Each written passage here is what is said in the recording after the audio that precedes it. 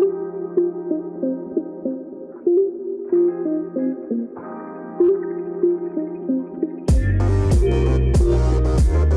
everybody and welcome to another episode of the World Wide Hoops podcast. I'm Cade Cunningham and today's show I've got none other than Rex Kalamian. Now most people would know him as the assistant coach for the Detroit Pistons, but he was most recently appointed head coach for the Armenian national team. I got to discuss all this with him while Armenia was in Malta for the FIBA Small Countries Games in an episode we recorded last week. So, let's get right into it.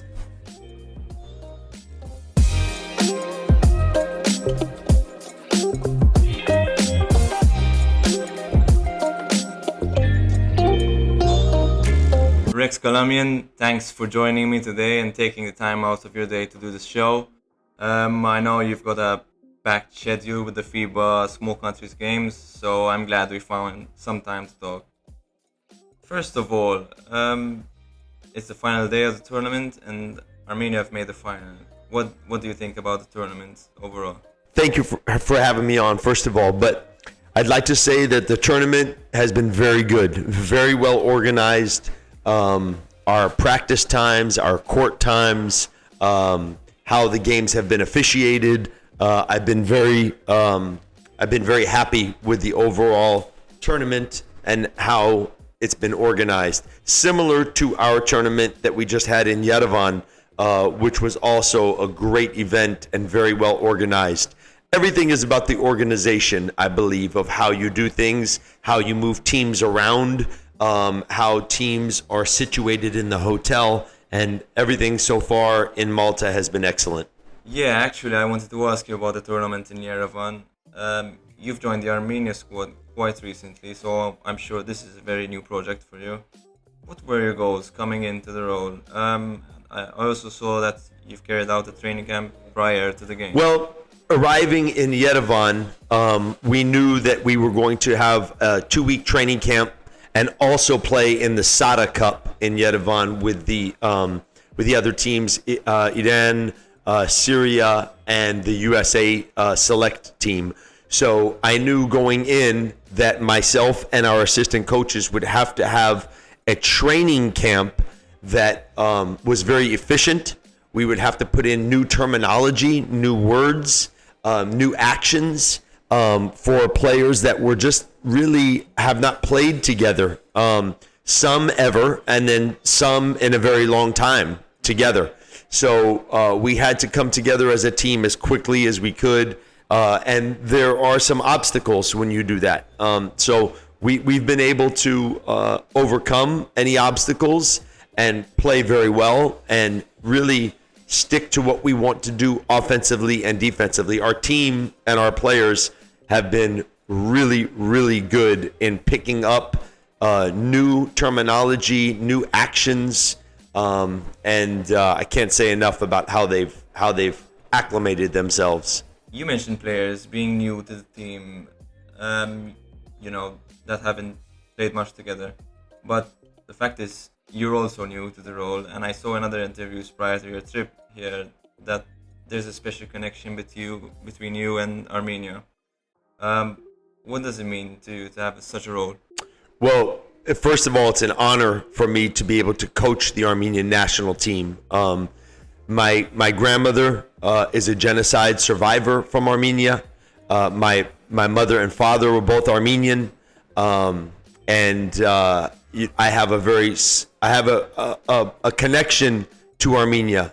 It's special for me when I go to Yerevan. It was my third time recently to Yerevan, and just seeing, the culture and the people, being there, it's special for me. FIBA basketball is new for me. Armenia basketball is new for me. Some different rules. I've had to lean on my assistant coach, Mika Pagassian, to help me with some of the FIBA rules, some of the timeouts, when you can take timeouts, much different than the NBA rules.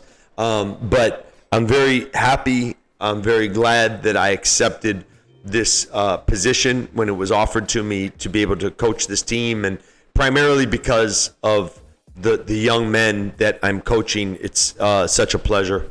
Of course, apart from your Armenian heritage, part of the reason you've been picked for the Armenia job is obviously your huge resume in the NBA throughout the years. I would imagine you needed some time to adapt because, as you said before, there are some things which are different in the FIBA game, and also I think it's because you would probably want to integrate your experience into the team at Armenia as well. Bringing some of the fun of the NBA, right? For sure, I've had to learn some different things. The most difficult ones for me are when you can take timeouts. Because in the NBA, you could take a timeout whenever you have the basketball. You could call timeout, and then a little bit of how they officiate the game. It's much different than how the NBA officiates the game. The traveling calls and some of the foul calls, they fluctuate from game to game. So you have to figure out how the officials are calling the game, and you have to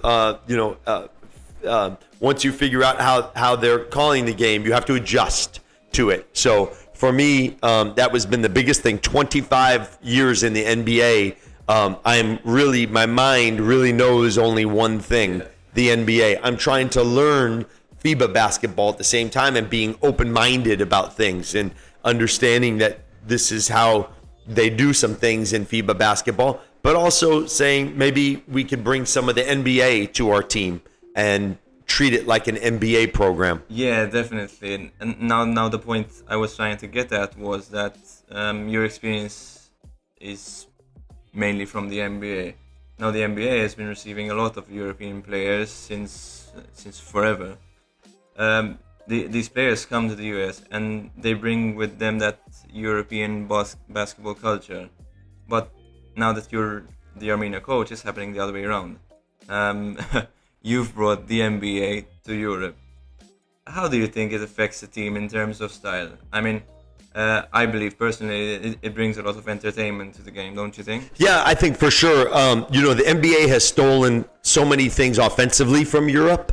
So we do run some things offensively that, Europe has been doing for years.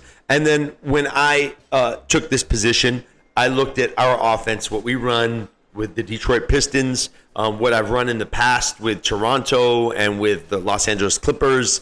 I've pulled from many good coaches, Dwayne Casey, Scott Brooks, Doc Rivers, Luke Walton. I've had a lot of good mentors that I've been able to see how they coach, see what offense they like to run, and imitate that offense and say what's good for our team. So I had to look at what our team looks like and be able to take the best things offensively from those great minds and put it into this context with this team. And I had to do that in a very short amount of time, not knowing really who our team would be and where the strengths and weaknesses of the team would be. Yeah. Speaking about this issue of not knowing what the team will be, one of your star players for the Armenia team is Chris Jones, and he joined late on in the training camp as he was still competing, and eventually won the French title with us. Well, what difference do you think it makes to have someone like this on your team? Well, it's a great luxury. Obviously, he can handle the basketball. He can shoot the basketball, very quick, point guard. But he's fit in so well, and he's sacrificed some of his game.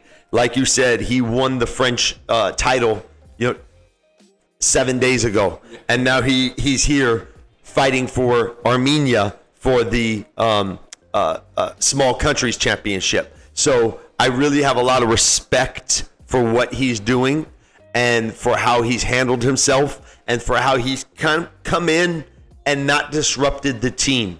He's come in and given to the team and maybe sacrificed some of his game for the betterment of the team. And so far it's been tremendous. We need 40 more minutes of great team basketball tonight against Malta. Now, I'm a multi-journalist, so I may come across as biased in what I think about this next question, but obviously You guys are playing Malta next.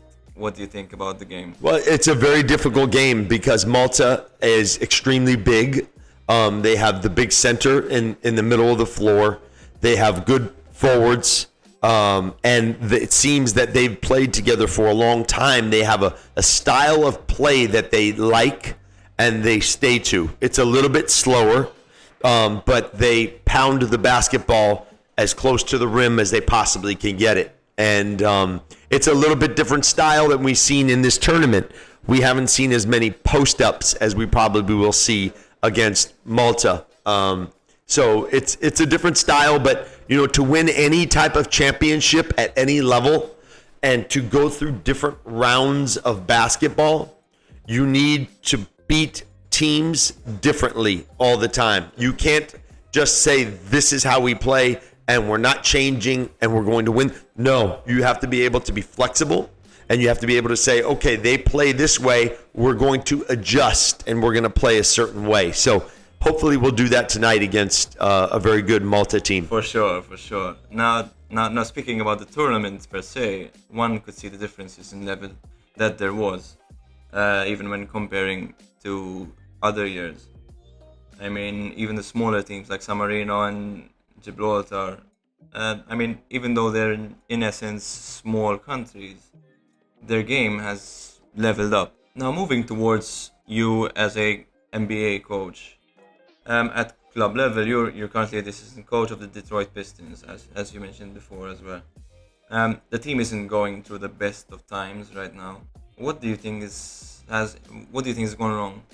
Well, we're a young team, and with young teams, you have a lot of growing pains. Sometimes it takes a few years for the young teams to get better. We've seen it with the Phoenix Suns. Now that Booker and Ayton have more years, Bridges have more years ahead of them. They've got a great leader in Chris Paul, and now you could see them maturing and starting to understand how to win basketball games. And I think that's where we are with the Detroit Pistons. Is it's going to take a little bit of time, and you have to keep teaching. We have a great coach in Dwayne Casey, who's a great teacher and motivator, and we're going to keep learning and working our way towards the playoffs, and then hopefully towards a championship. Now, staying with this idea of players having many years ahead of them, when you look at the Detroit Pistons roster right now, it looks like it's set to revolve around Cade Cunningham.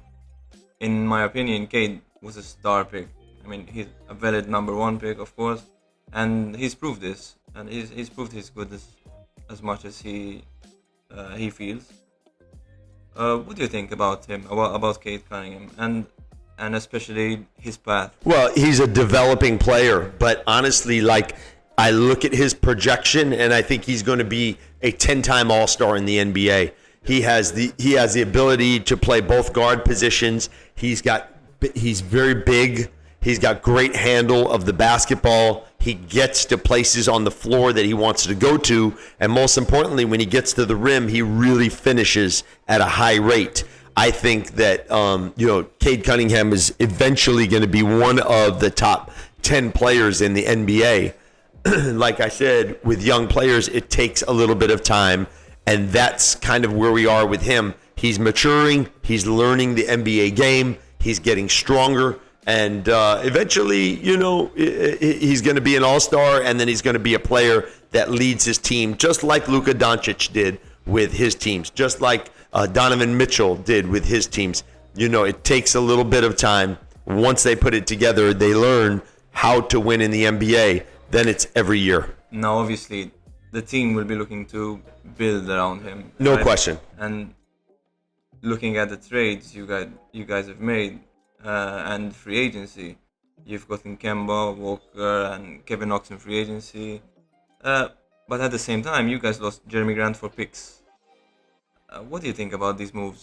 Well, we've gotten a little bit younger, and we have players that are around Cade Cunningham that are on the same timeline, so they're all going to start maturing at the same time. Losing Jeremy Grant was hard because he's such a great player and a great person. But we have other players that are going to step up. Sadiq Bey is ready to take more of a leadership role. Isaiah Stewart, these guys are entering their third year. They're ready to take more of a role as being leaders and scorers. And sometimes we have to take a Jeremy Grant out of the mix so that the other players will step up. And our management is tremendous. Our ownership, Tom Gores, is the best owner in sports. And we're very fortunate because we have a team that's committed to winning. We just have to get there now, and we have to keep developing our players. And now, something to finish off this interesting chat. Now, you've spent these past few days here in Malta with the Armenia team. Now, after the tournament is over, what's next for the Armenia project and even for you as Rex Kalamian? Well, the Armenia project continues to grow. We want to be a grassroots project, which means we want our youth in Armenia and Yerevan to play basketball. We want our younger players to be trained properly so that they can grow up from the ages of 7, 8, 9, 10, so that they could get to 15, play on the under 14, under 16, under 18 teams, and eventually all be able to compete for a spot on the national team. So for Armenia, this is just the beginning. We have great leadership for the youth programs. We have a clear vision of how we want to get better. And I think it's not a one-day project. It's a long-term project that we need to continue to grow in Armenia, grow the sport. And everything is not going to be perfect. There's going to be good days and bad days. And we need to stay with the plan for Armenia basketball. For myself personally, as soon as this is over, I'm going to Las Vegas for the Summer Pro League, and I will connect with our team in Vegas. They're traveling there, I believe, today from Detroit, and they'll begin practices there, and then eventually we'll play our games on the 8th of July, I think, is our first game. So I'll be there for that. Rex, this was super fun, and I'm glad to have gotten to know you a bit more. Thank you. Absolutely. Thank you. I appreciate it. Okay, guys, so that was it for today. I hope you guys enjoyed this, and thank you for spending time with us today. Obviously, feel free to follow for more of this and other Worldwide Hoops podcasts in the coming weeks, where I'll be having some very exciting guests with me here on the show. But until then, I'd like to thank you once again, and see you next time.